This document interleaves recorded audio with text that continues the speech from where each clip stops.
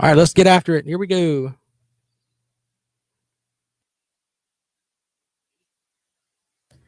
And welcome into the rundown on Fox Sports Radio 1400 around the world on the iHeartRadio app. My name is Rob Sanders.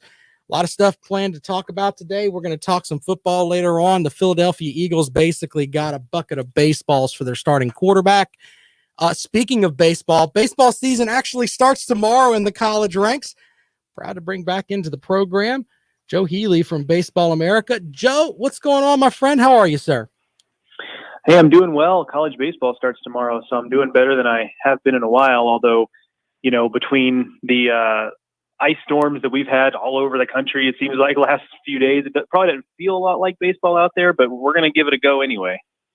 It is kind of interesting with half the country being covered in snow. I think it's in 48 of the 50 states have snow on the ground, basically. I've heard something like that coming in today, but lots and lots of snow that people are dealing with right now. But let's talk about the actual season coming up here. And cancellations are already a big problem. The series between Kentucky and UNC already postponed in the opening week. Are we going to deal with this all season? And do you think it's going to affect smaller programs more than the larger programs? Well, it is something we're going to see all season, unfortunately. I think what we saw in football and what we saw in basketball from a COVID standpoint is going to be a reality in baseball. I don't see any reason why it's going to be any different. There are just going to be weeks where, we get a bunch of cancellations. Some weeks probably look a little bit normal. Some probably look a little bit weird. We're going to have a lot of shifting around. That's just going to be a reality of trying to play the sport in a pandemic until we can get to a point where, we've got the full vaccine rollout and all that good stuff. So just strap in. That's my advice I've been giving everybody is I think we're going to be dealing with all this all season. As far as whether it affects smaller programs versus bigger ones, I guess if, you make the argument that what programs, I mean by that is like midweek series where you may have, and I'll use, let's say South Carolina for an example. They may schedule games with, say, a Presbyterian, and that those games may theoretically not happen. Yeah. Okay. So that's a good point. Yeah. So I agree with you there. I do think that affects smaller programs, mid-major programs. So if you're a team that is in a conference, the Atlantic Sun, for example, sometimes gets two teams in, but if there are fewer midweek games, if you're a team in that conference that's not going to get to play some of your high profile midweeks, then yeah, you've got reduced opportunities. So I do think that, we're projecting that between the SEC and the ACC, those two conferences are probably going to get between 22 and 24 teams into regionals. And that would be probably a record for one or both of those leagues when it's all said and done. And the reason we believe that is for the first reason we just discussed, fewer opportunities for mid-majors to get marquee opportunities. And secondarily is you've got some situations where the Big Ten playing a conference-only schedule, that's probably going to reduce the number of bids they get. That bid is probably not going to go to a mid-major. That's probably going to go to a major conference. Some other conferences like the Missouri Valley are affected by the Big Ten. Most of the Missouri Valley's best non-conference games come against Big Ten foes, at least in the midweek. Well, you're taking those off the table. Maybe that affects the Missouri Valley. So, you have these small number of bids that might end up not happening, not coming to fruition. And the history of college baseball suggests that bids are going more and more to these major conferences. They're not going the other direction. So I don't see any reason why we would expect that trend to shift this season in particular. You mentioned the ACC and the SEC. They dominate the Baseball America top 25 poll. 7 of the top 10 come from the ACC or the SEC. You and I have talked before about how college baseball is kind of a regional sport, but with the way that COVID is affecting the schedule, is the gap going to grow a little bit wider between those two conferences and the rest of the country this year? I think so. And, I think it's a lot of different factors, right? So we talked about the Big Ten maybe being marginalized a little bit because they're playing a wonky schedule with just conference games. It's also kind of a down year in the Pac-12. The Pac-12 is kind of, a combination of some of those Pac-12 teams are playing wonky schedules themselves. Schools like Stanford and Cal have had a hard time just getting on the field to practice due to COVID regulations and restrictions and things like that. So I don't really know what to expect in the Pac-12. And beyond that, it was probably going to be a little more of a lean year in the Pac-12 this year versus some other years. So I think when you combine those kind of things together, it does maybe make that gulf a little bigger. What I would tell you, though, is that the Big 12 is probably actually poised to have a better year than anything we've seen from them recently. All the usual suspects are there. And then you add a team like West Virginia that is talented but young. Kind of hard to know what exactly to expect with West Virginia. And Kansas State has its best team that it's had probably since 2013. They've got two pitchers in their rotation, Jordan Wicks and Carson Seymour, that if they have good years could be first-round type picks. And in a place like Kansas State, that's not something you normally see. So I think the Big 12 is actually in a good position that, does that mean they get 6 teams? I mean, it's only a 9-team conference. 6 would be a lot, but they've got the talent to do so. We talk about the SEC. When you look at the SEC West, I wanted to get your opinion on that division. The coaches picked Alabama to finish last in the division, but they're ranked 25th in the Baseball America top 25. And it's right there with Auburn is not ranked, but they're picked right above them. I think that's the toughest division in baseball. Oh, 100%. I mean, I don't think there's any doubt, especially this year. We've got, all those teams in the SEC West are regional teams. Point blank. And yeah, we have Alabama ranked in the top 25, and it's not a token thing. Like they're talented. Connor Prelip, the guy who leads their rotation, was on track to be the freshman of the year in college baseball potentially. Certainly potentially the best freshman in the SEC. And, and he's far from alone there. That's a talented group. I remember, my colleague Teddy Cahill does the SEC preview for our site every year. And, he and I'll bounce stuff off each other as we're doing these previews. And he said, okay, which of these teams am I going to have to predict to finish last in the SEC West, A&M or Auburn? And I was like, are you serious? Those are the two teams we're talking about. Those are both regional teams, and there's both reasons for optimism in those places. That just tells you what the SEC West is going to be like. It's one of those divisions where nobody's really going to run away with it, because every team in that division is going to lose at least one series, probably multiple series, because that's just how tough life is in the SEC. It's the same old story that it's always been. The ACC, there are a lot of teams that are ranked, but it seems like you have a cut there at the half where there are teams that are playing that, yeah, they have baseball teams, but I don't really, in my opinion, I look at the attendance, and I know that sounds silly, but if you look at the attendance for, say, a game with Virginia Tech or Notre Dame or Boston College, as far as their baseball stuff goes, I've seen where they've had like 50 people show up. And I say that, I don't know if baseball is actually grasped at the universities there. And I ask you this, do you think that kind of brings the ACC down just a little bit? Because it seems like everyone in the SEC is like completely on board, with maybe the exception of Mizzou, but it's just maybe not as die hard in the bottom of the ACC. I think that's true. I think a lot of it is just beyond their control, though, right? Like, because I would actually argue, I think Mizzou actually does care about baseball. They've got a pretty good tradition there when you talk about guys like Max Scherzer not that long ago pitching there, right? So, but I think, does the weather have a lot to do with it, though? You think that's a part of it?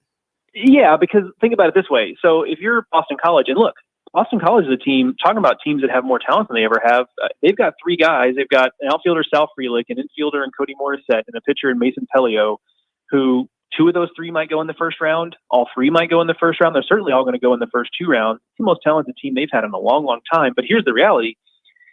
Playing in Boston, they're going to, in a normal year, let's take a COVID year aside. In a normal year, they're going to play their first home game in the second weekend of March,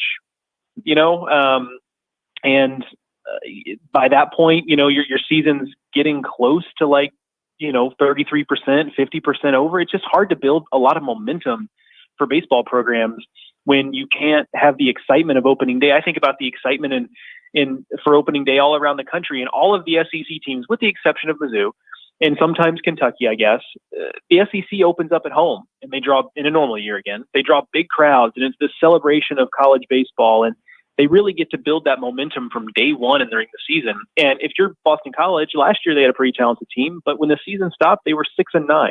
And if they come back home with a 6-9 record, it's going to take a lot of winning from that point forward to get people actually interested in baseball on campus. And so I would generally agree with your assessment. I'm not saying I disagree with you. I'm just saying that some of it is just kind of factors beyond their control. And the bottom of the ACC is improving, though. I talked about BC, Virginia Tech. John Sheff is the coach there now. He did a great job at Maryland before he went to Virginia Tech.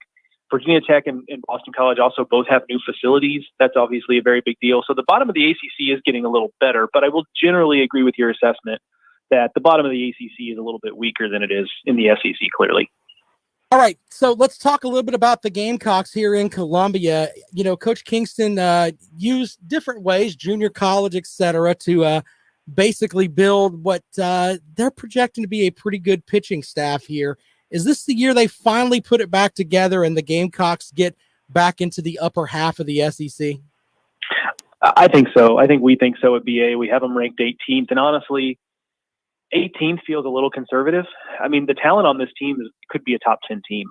The only thing that gives us a little bit of pause, we just need to see them prove it. I mean, you know as well as I do, Rob, they've been a little bit on the roller coaster the last few years, you know, up and down and up and down. Talent really hasn't been a question the last couple of years, and certainly they've added to that. They lose a couple guys, Carmen Majinski, Noah Campbell, a talented infielder, but for the most part, the key pieces from last year are back, and they've added to another top 10 recruiting class.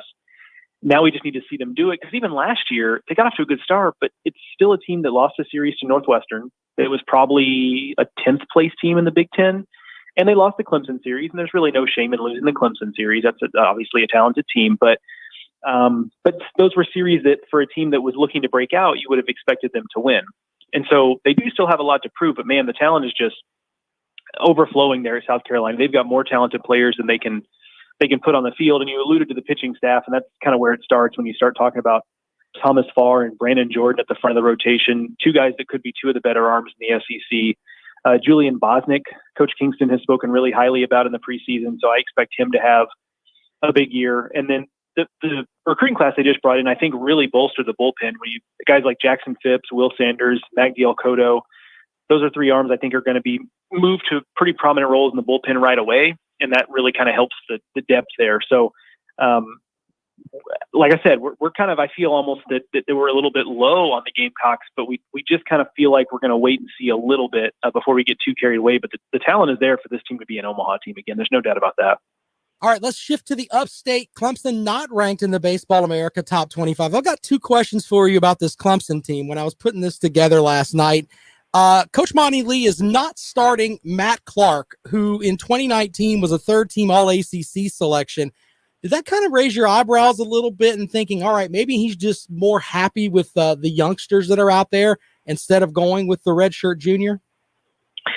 It could be. It also could be, you know, the fact that, like, look, it's college baseball and pitching staffs get used differently in college baseball. Now the pro game is catching up a little bit, but I wonder if he just sees Matt Clark as a guy who, you know what, instead of sticking him in there on Friday or Saturday or whatever and getting what we get out of him, let's use him in the spot we feel like we need him most. Kind of how they used him last year with, you know, he pitches out of the bullpen last year, pitches 4 times, throws 12 innings. I mean, quick math there. He's throwing 3 innings per outing. That can be a pretty valuable guy, depending on how you use him there. And maybe it's something where they look at and they say, okay, first time through the order, he's good. Second time through the order, maybe less so. You know, if we're only going to get 5 innings out of him, 6 innings out of him, you know, why don't we try to maybe spread that out over 2 outings across the weekend or 1 long outing? I think maybe it's less about what he is or what he isn't from the rotation, more about what he can be from a bullpen standpoint. Now, what I would also say is that what would surprise me there a little bit is that it's not like Clemson is brimming with a lot of proven options in the rotation, especially with Sam Weatherly getting drafted. You know, you and I talked around this time last year about how the big key for Clemson was, who do they have at the front of the rotation? You know, is there a guy at the front of the rotation who can be a stud, can be a dude? And turned out Weatherly was that guy. Okay, well, now he's gone. You're in the same place. You feel pretty confident about Davis Sharp. He's been proven last couple of years. He's a guy you can really count on there. But beyond that, you know, maybe it's Carter Raffield, you know, finally healthy. He's a third-year freshman now. Reports on him have been really, really good this preseason. So maybe he's that kind of guy. But back to your point about Matt Clark, I think maybe it's less about what he is or isn't from a starting standpoint and more about how they feel like he's best used as a versatile bullpen piece that they can kind of use judiciously throughout the weekend. Having that left-hander that can come in and go long does make sense. I mean, you can completely throw a lineup off if you start a right-hander and then bring him in and say the 5th inning or whatever. he could pick up 3 innings for you. That's I can kind of buy that. Well, and I think that also there's a guy at Auburn named Cody Greenhill, and I mean they're going to try to start him at Auburn, but he's the type of guy that that program has used him. 3 innings in relief on Friday, 3 innings in relief on Sunday. And I'm not saying that's exactly what they'll do with Matt Clark, but that is kind of gives you a blueprint for the type of way you could use a guy like this. All right, and finally, with the Clemson offense, I don't really see a big, huge bat in the middle of there that, you can get your 3-run homer there. You think this team's going to be built on aggressive base running, more of a small ball type approach? I mean, they might have to just by virtue of that being the talent they have, because I think your intuition is right there. I don't know if there's a Seth Beer on this team, although Davis Sharp did look like a different player last year. Now, it's hard to know just in 4 weeks what we were really looking at last year, to be honest with you, but he was a guy who was more effective as a pitcher 2 years ago. Last year was really rounded into, I thought, a more well-rounded two-way guy where, okay, he's not just a guy that can give you innings on the weekend, but he's also a middle-of-the-order bat, led the team with 4 home runs. So maybe that's where some of that comes from. Caden Grice is a guy to watch, as a freshman who has big time power. And maybe if you're looking for a Seth Beer type, if he comes in and it clicks for him right away, maybe he's definitely the type of guy in terms of profile that could provide that type of power, but you just never know with freshmen. I'm kind of fascinated if it is a lineup that's more based around taking extra bases, speed, making things happen. I think Keir Meredith is a guy to watch. Got off to a really good start last year. I think that start was real. When you talk about not being sure what you were looking at, I think that was real last year where he starts off the year super hot. I saw him over the summer in the Coastal Plain League, and he continued his hot hitting ways. He's a really dynamic player. His summer ball coach raved about him and his work ethic and what he brings to the team, things like that. So I think that's a real breakout for him. So if it has to be that type of team, I think they've got the pieces to do it. But I wouldn't necessarily sell short that there's not a guy on this roster that could develop into the type of bopper that you're looking for in the middle of the order. Lots of questions about Clemson, though. I mean, do they have enough pitching? Do they have that big bat? It's going to be an interesting season up there for Coach Monty Lee. Let me ask you this before we let you out of here, Joe Healy from Baseball America.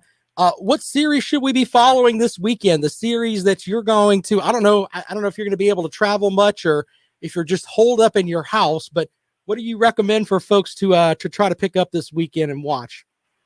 Yeah, a couple things. I mean, it'll be less travel this year. I'm mostly going to be fairly local this year until we get to the postseason. Then kind of all bets are off. I'll probably be doing obviously more traveling then, but keeping it relatively local this season, at least until I get a shot in my arm. You know what I mean? So, but no, so a couple things.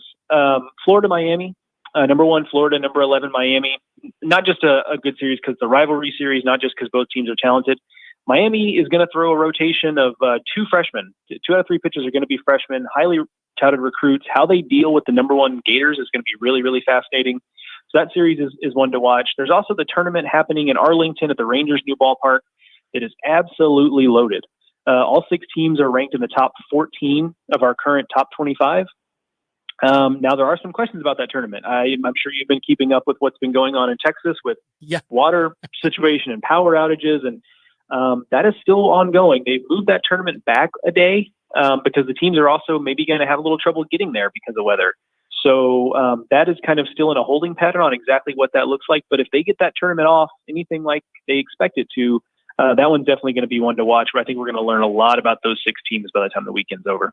Joe Healy from Baseball America. Of course, if you want to be informed, go to baseballamerica.com and read your work and the work of Teddy Cahill, man. That's the easiest way to go, right? And get a subscription, right? Yeah, absolutely. I mean, we've got, it's a good time of year to do it. If you're really into college baseball, we'll be carrying you all the way through to the end of the season. Also, if you follow the draft, Carlos Collazo covers the draft exhaustively. He's really, really well sourced with that kind of stuff. So if your big things with following baseball are, I want to follow college baseball and then I want to follow those college players into pro baseball, this is the time of year to get in on it for sure. All right, tell folks where they can find you on Twitter. At Joe Healy, BA. All right, Joe, once again, man, hey, thanks for joining us on the program. When you do get to travel, sir, if you do come to Columbia, there is a seat here for you. You always know that, right? Hey, that's a promise, man. Like I said, as soon as we get to live in a little more normal life, I'm going to be banging down the door to the studio to get in there. Well, we look forward to that, man. Joe Healy from Baseball America. Thanks so much, my friend. Thanks, Rob. Take it easy. All right, there you go. Joe Healy joining us, talking a little college baseball. It starts tomorrow, ladies and gentlemen. I know it sounds like, man, we got snow everywhere. Nah, man, nothing says spring like college baseball. Ah, yes. The Braves pitchers and catchers reported yesterday? Mike Soroka went into they had a photo of Mike Soroka walking into training camp. He had like Trevor Lawrence's haircut. Seriously. The things I see on Twitter and Instagram and everything else. All right, we'll take a quick break. We come back. We do have some football stuff we'll get into. The spring games may not be happening. How that affects you. We'll talk about that a lot more in just a moment. You're listening to The Rundown. This is Fox Sports Radio 1400.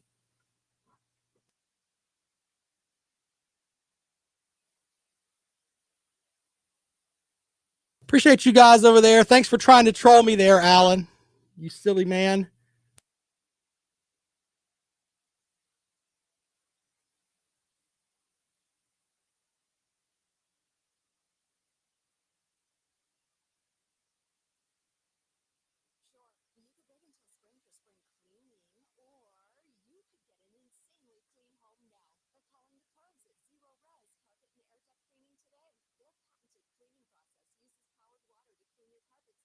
Ah, okay. What kind of restaurant are you? What are you wanting to do there, Brock? Are you looking for like fancy schmancy, or are you just looking for like, I don't know. What do you like to eat, Brock? That's a good question. And happy birthday to you, sir.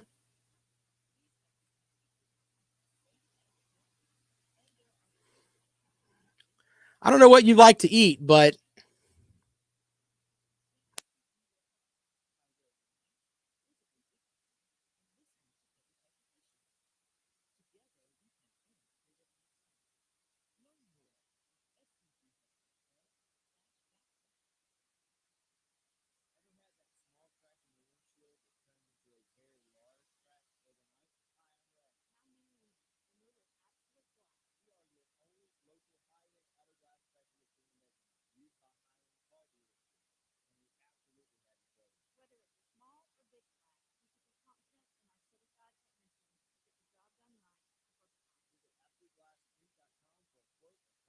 if you're going into downtown, if you're going into downtown and you like seafood, I would go to the Blue Marlin. I like to go to Callaway's in West Columbia because they have twice big chicken wings and it's not over the top as far as, you can go there wearing jeans and a t-shirt. Motor Supply Company downtown is great. The wife likes that.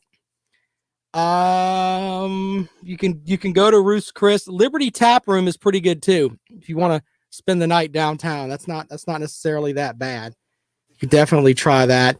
Diablo's, that's on Sunset Boulevard. You can try that too. That's not that crazy. You can go there for that. So yeah, but from those you should be all right. Won't go wrong with any of those.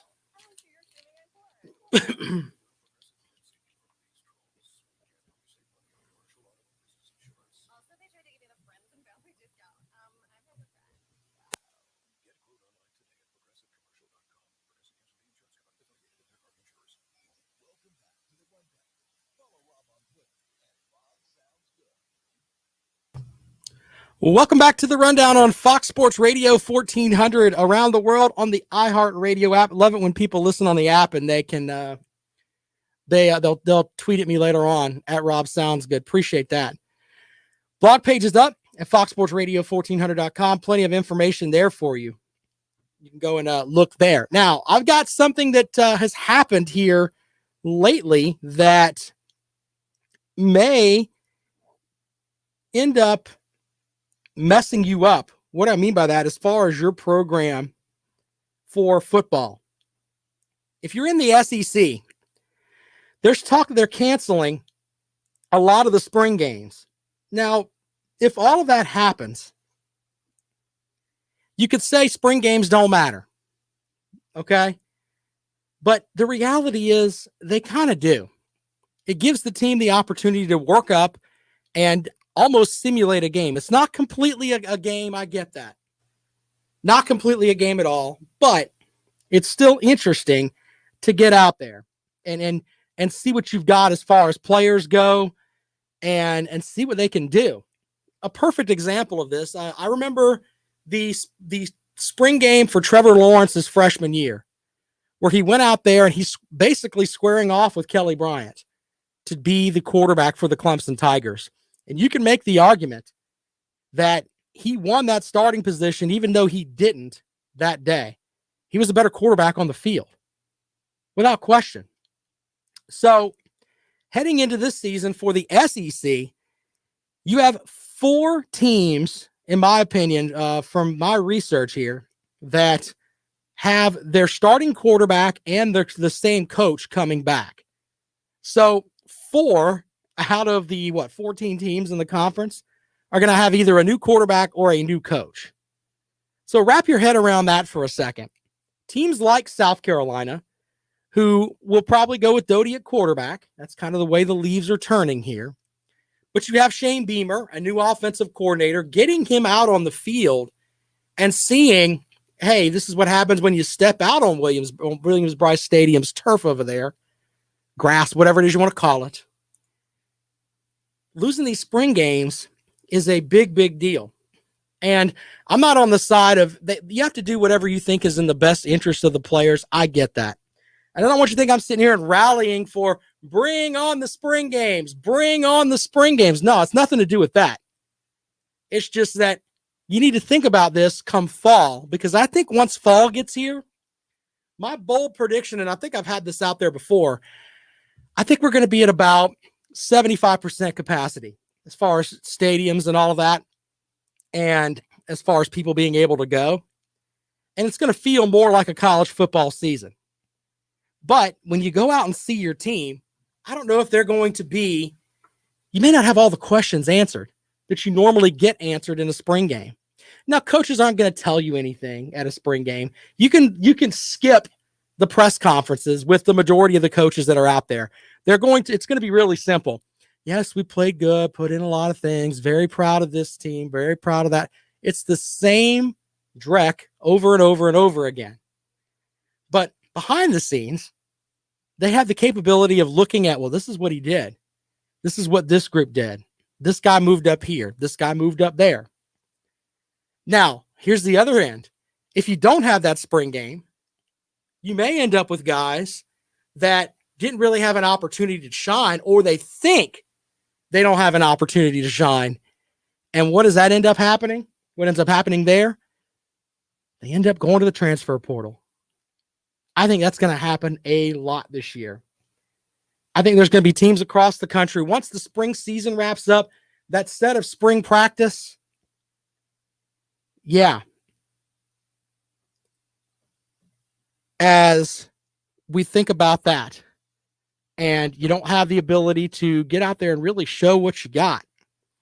Got a tweet in from James saying, losing a spring game doesn't mean that they aren't going to scrimmage the same way, just means no fans. I get that, but it's not exactly the same thing. Not exactly getting ramped up. Now, if they can make that happen, then have at it. But you also have to think about this too. Here's the other end of it. If you've watched spring games in the past, it's almost like a recruiting tool. I know Dabo Swinney used it, where he's out on the field and they're running plays right in front of him. He's got a mic on. He's talking to the players and talking to the guys in the booth. I mean, it literally is a Clemson commercial, and they did that with other schools too. So you lose that end of it as well. Just something to think about as we head into baseball season. You're going to have to deal with that too. So that's something I was thinking about as I was writing some stuff up last night. Losing the spring games could mean a lot for a lot of teams in the ACC, the SEC, etc. 803-978-1832, 803-978-1832 is the number to call. If you'd like to join me here on the rundown this afternoon, right here on Fox Sports Radio 1400. If you missed it, we had on Joe Healy from Baseball America, the guy that puts together the Baseball America Top 25. And he told us, we talked a lot about Alabama and how they're picked finish last in the West, but they're still ranked in the top 25. Shows you how intimidating that SEC West is. Very, very, it's the most interesting division in the sport, in my opinion. I mean, you talk about a dogfight, the whole crab pot theory, where one team tries to crawl out and everybody else pulls them back. That is the SEC West this year. Really is. And I'm not someone that says, ride conference coattails, but you just look at talent. As far as the guys that are projected first round picks, you could yield a pretty good set of first and second round picks right there from the SEC West. All right, we'll take a quick break and we'll come back. We're going to talk a little bit about, I've got the stuff with the Philadelphia Eagles and how that's going to affect the trade market for a lot of quarterbacks. So we'll get into that and a lot more here on the Rundown. You're always welcome to join in, 803-978-1832. Oh, we got some other basketball news later on too. We'll talk about that a lot more. Try to squeeze it all in here. This is the Rundown. You're listening to Fox Sports Radio 1400.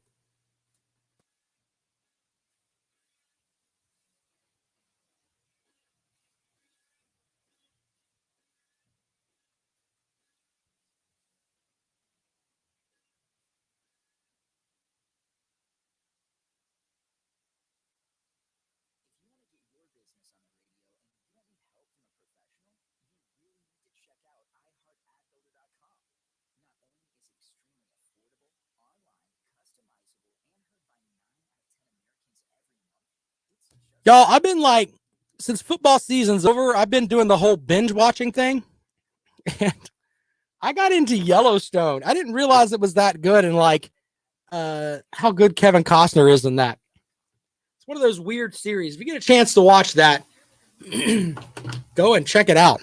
That's worth your time. Kind of break away a little bit. And it's almost like when you go to an Italian restaurant or whatever, and they give you a course, and then they'll give you some sherbet to kind of cleanse the palate. That's kind of what this has been, because now I'm going from football into basketball, baseball. Kind of helps clean it up a little bit. I've watched The Queen's Gambit. It's great. I watched it the first weekend it's out. But Yellowstone is outstanding. Thanks to David for checking out the show today. We appreciate you, brother. By the way, and I can say this, and I don't really care if people think I'm sexist or not, Yellowstone is one of those shows where it doesn't cater to women. Meaning, it seems like everything we do nowadays on TV, it's like men are made to look stupid. It's not that way with this show. So, call me sexist if you want. People be like, Rob's a sexist.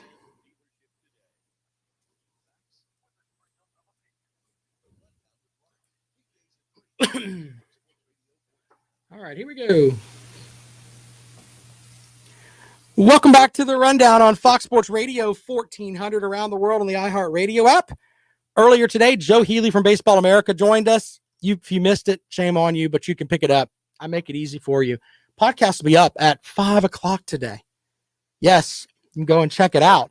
Also, our interview yesterday with of course, Kevin Fitzgerald, who does play-by-play for ESPN for the SEC Network, telling us a little bit about how COVID and snow and everything else is affecting the basketball schedule, and talking about the conference tournament. So I've got something on that we'll get. We'll do it now. The ACC announced today that they are going to have no public attendance for the ACC basketball tournament.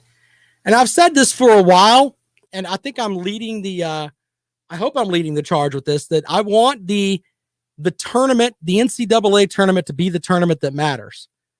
That's where we have our 68 teams and we should be able to go after it. So the ACC comes out today and says, you know what? We're going to have our tournament, but we don't want any people there. So what does that tell? In my eyes, that says we are going to get all the money that we possibly can. That's what we're trying to do here. And we're going to have our conference tournament. If they truly cared about the players and not about just the litigation that will come if a group of people comes in and they sue the ACC because, hey, I went to your tournament and I contracted COVID while I was there. Yeah, they care about that. But if they cared about the players, they wouldn't be having this tournament. Simple as that. You're basically going to set it up where they play their last games on Sunday as far as the regular season goes, and then they go into the tournament that following Thursday if you're a team that's in the bottom portion of it. So the opportunity for things to happen is real. It really is. Whereas the NCAA tournament is going to be in basically a bubble. And I think that makes, in the end, it makes a lot of sense for the players. Regardless of how you feel about COVID-19, you don't want to get someone infected. And even if there are people who think that COVID-19 is blown out of proportion, and I get that. But the reality is this. Do you want it to affect your team as far as, hey, this guy gets it, and that's going to knock you out of the NCAA tournament? No, nobody wants that, especially for a conference tournament that in the end, do you want to be able to, if you're going, I use Gonzaga as an example. Gonzaga's 20-0, Baylor's 17-0. Let's use Baylor too. Why in the world would they want to play in the Big 12 tournament? You're projected to be a number 1 seed. Why would you do that? It doesn't make any sense to me. But the conferences, they want their money, and they're going to get their money. I think that the TV is leaning on them too. The SEC, the ACC, all of that. They're all leaning on folks to say, hey, we got to fill this TV time here.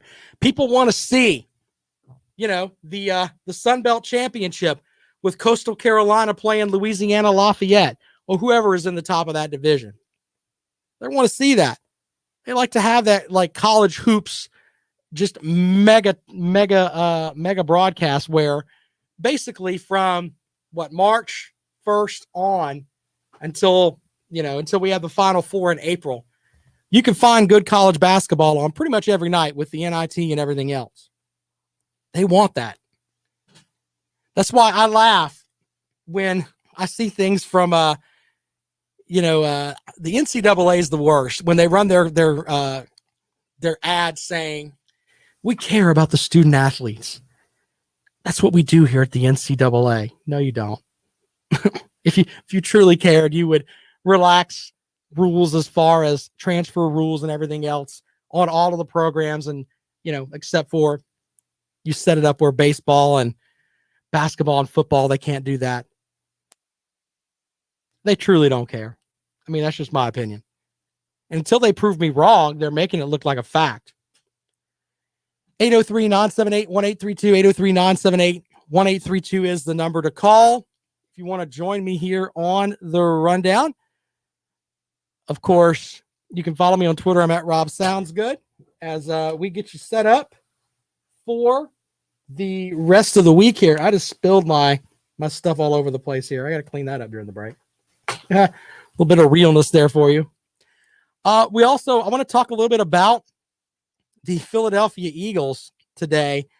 They traded Carson Wentz to the Indianapolis Colts in exchange for a 2021 third round pick and a 2022 second round pick.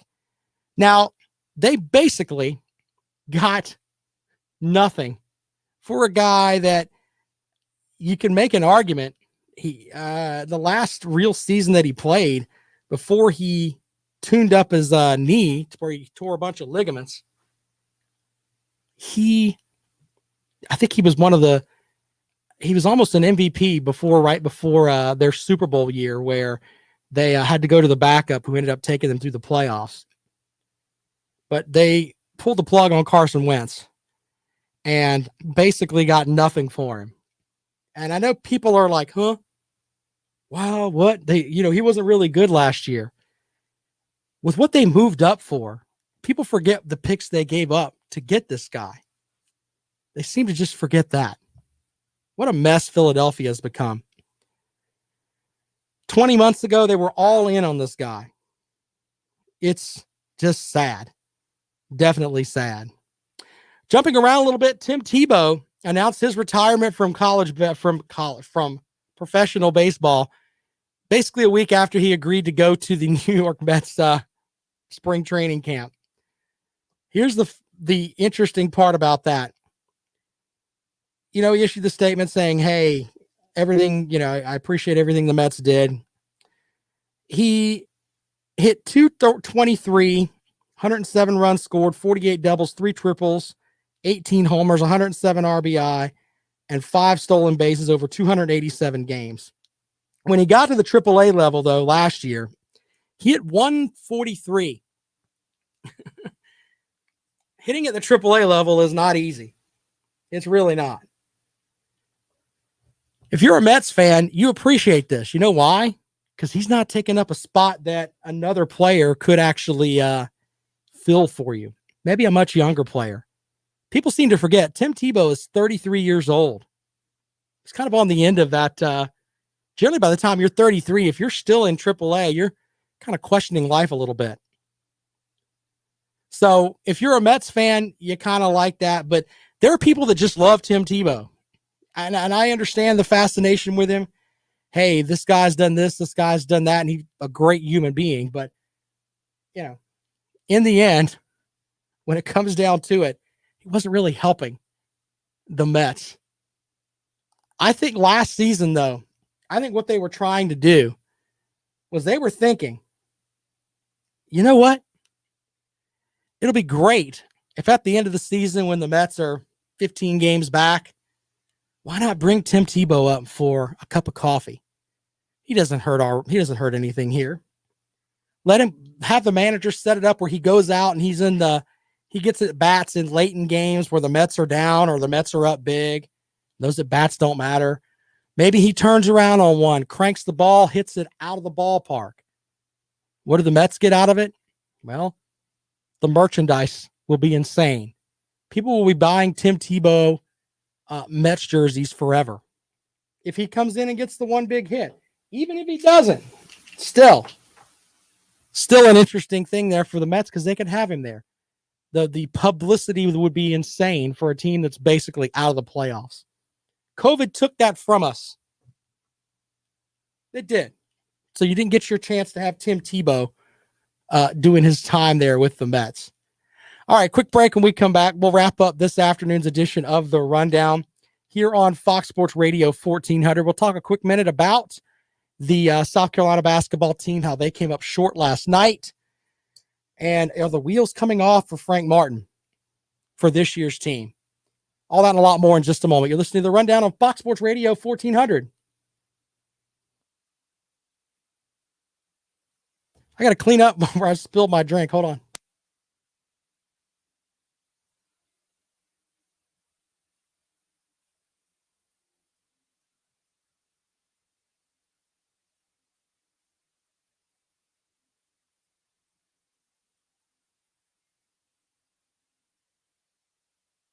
More than 400,000 veterans call the Palmetto State home. That's why South Carolina is named one of the most military-friendly states. And that's why the South Carolina Department of Veterans Affairs is committed to making the Palmetto State a place where veterans and their families can thrive. Visit us online at scdva.sc.gov. SEC Dog, are you going to show up when Clemson wins that game? I'm just wondering.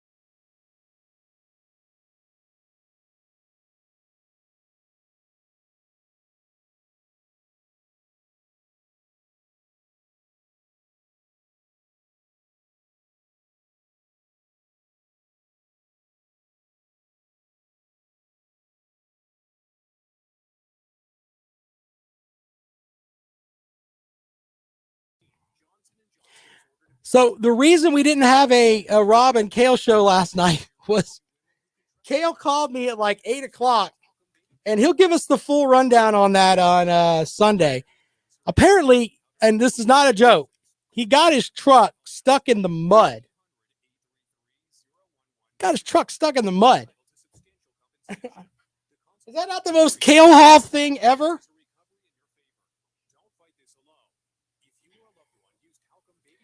You know, I may be going to that game too. I don't know if I'm not covering the Gamecocks that weekend. I may end up at that game.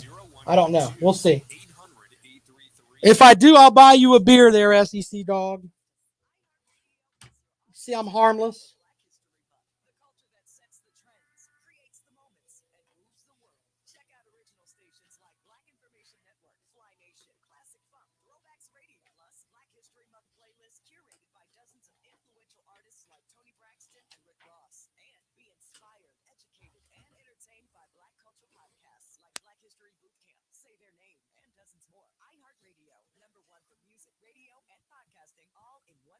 Fox Sports Radio 1400. Online at foxsportsradio1400.com. On your phone with the iHeartRadio app and on hundreds of devices like Alexa, Google Home, Xbox, and Sonos. An iHeartRadio station. You might be right about that. No, he just couldn't. It took him forever. I mean, he had to get somebody to pull his truck out. What the heck was Kale doing? He's going to tell us about it. So we'll see how that works. I don't know. We'll have to see how that works out. Yeah, his tow truck driver shows up. Welcome back to the rundown on Fox Sports Radio 1400 around the world on the iHeartRadio app. Folks talking about the big matchup with Clemson and Georgia on week 1 over there in the chat room. You can go and get involved with that. The several other things that we could get into today. By the way, the big thing with this, I was talking about the Carson Wentz trade. That's kind of a shot across the bow, in my opinion, for the Deshaun Watson stuff. There was a report out there, and it was basically Christian McCaffrey and 3 first-round picks for Deshaun Watson, and Houston kind of balked at that. No, we don't want to do that. If I'm the Houston Texans and I get Christian McCaffrey and 3 first-round picks, I would take that deal in a nanosecond. Now, I think Deshaun Watson's one of the most elite quarterbacks in the NFL right now. But the reality is that he doesn't want to play for you anymore. So you can make it a story forever, or you can have a new balance with this new coach and have a completely different direction. J.J. Watt's gone. So all your big veteran guys are gone. You could start a new, almost like a lunch pail mentality with this new Houston Texans team. And I know people are like, Deshaun Watson's a great quarterback, Rob. Why would you do that? It's more along the lines of, I think that if he doesn't want to be there, you got to let him go. And if you can get Christian McCaffrey and 3, ladies and gentlemen, first-round picks, I mean, the Carolina Panthers will be trading away their draft basically for 3 straight seasons. And you get Christian McCaffrey. I would take that in a nanosecond. I think that's the best deal offer they'll get, to be honest with you, if that's what's been offered. But 3 first-round picks and Christian McCaffrey, and they're kind of like, no. But now you look at what Carson Wentz, who you can have people that are going to say, he just needed a change of scenery. This guy came in and was doing great stuff before he got injured. He had issues with his coach, didn't really believe in the system. He just needs a breath of fresh air. You can halfway buy that. Now, if you watched Eagles games last year, it's going to be a tough buy. I mean, it really is, because he looked terrible. Absolutely terrible. But with that deal, that kind of cheapens the quarterback market just a little bit. Now, there's other quarterbacks that are out there. Will Sam Darnold end up staying with the Jets? Early today, he said that He thinks that Sam Darnold will end up with the Chicago Bears, which Chicago Bears need a Sam Darnold. There are folks that still talk about how physically gifted he is.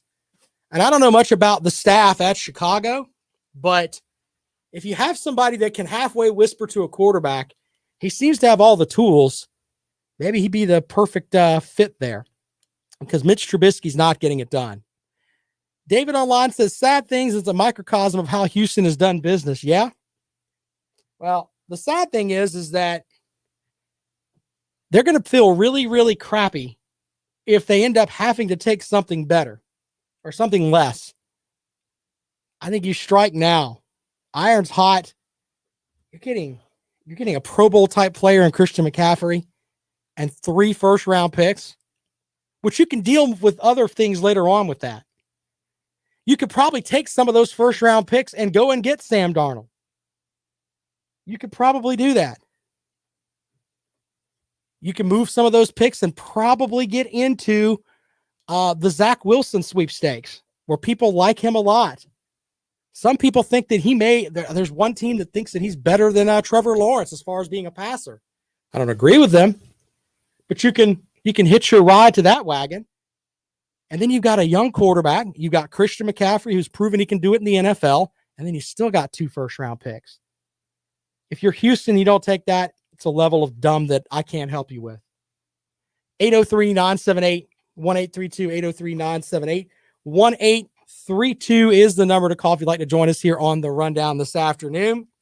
Tomorrow, we wrap up the week. We will talk. We'll do a quick preview tomorrow on the baseball series for both South Carolina and Clemson. It's like Christmas Eve for baseball fans, as we will get the college baseball season started tomorrow for a good portion of the games. A lot of them are going to be canceled.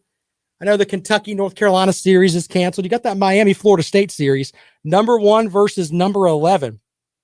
Folks that like to ride SEC coattails or ACC coattails will be following that with a lot of intent tomorrow and through the weekend.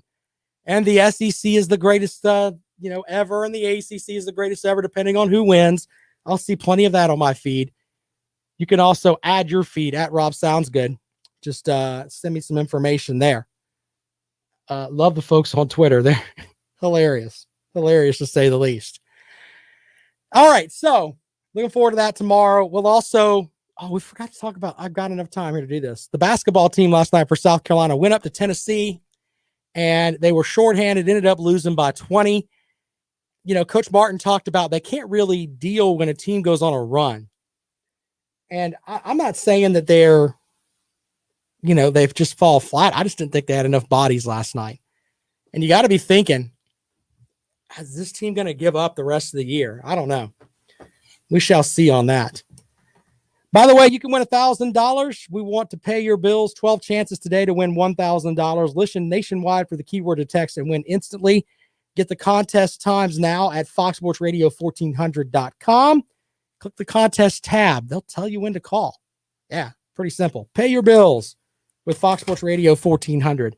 By the way, Lawton Swan from Clemson Sports Talk is next. He is the czar of Clemson sports. We appreciate Lawton and his program. You can check him out. Stop looking at me, Swan. Yes, Swan.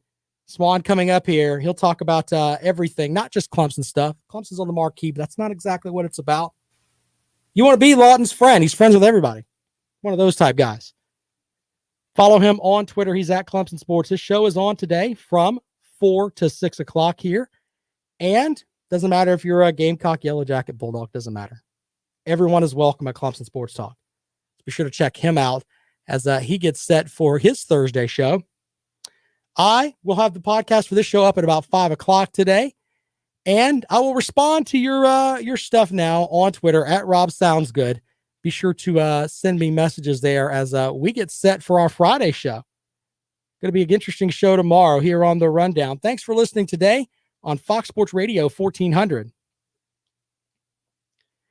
Appreciate you guys. David, you're right. I think I should have taken that deal quick in a nanosecond.